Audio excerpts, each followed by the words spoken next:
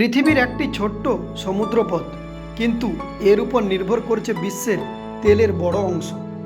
এই গুরুত্বপূর্ণ সমুদ্রপথটির নাম স্ট্রেট অফ হরমুজ, বাংলায় যাকে বলা হয় হরমুজ প্রণালী।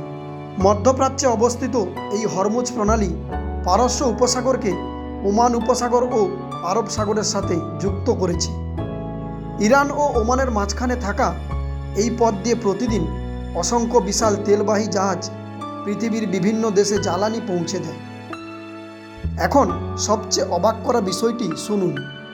এই প্রণালীর দৈর্ঘ্য মাত্র প্রায় 167 কিলোমিটার, আর অনেক জায়গায় এর প্রস্থ মাত্র 39 কিলোমিটার। কিন্তু এই ছোট্ট পথ দিয়ে প্রতিদিন বিশ্বের সমুদ্রপথে পরিবাহিত মোট তেলের প্রায় 20 থেকে 25% যাতায়াত করে। এই কারণেই বিশেষজ্ঞরা বলেন, হরমুজ প্রণালী শুধু একটি জলপথ নয়, এটি বিশ্ব অর্থনীতির অন্যতম গুরুত্বপূর্ণ তেল চোক পয়েন্ট।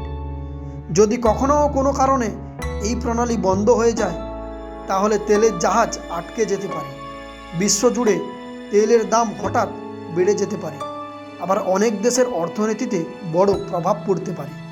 অর্থাৎ ছোট্ট এই হরমুজ প্রণালী পৃথিবী জ্বালানি সরবরাহের একটি বড় লাইফলাইন। আপনি কি আগে হরমুজ প্রণালীর এত গুরুত্ব সম্পর্কে জানতেন? অবশ্যই কমেন্টে লিখে জানান।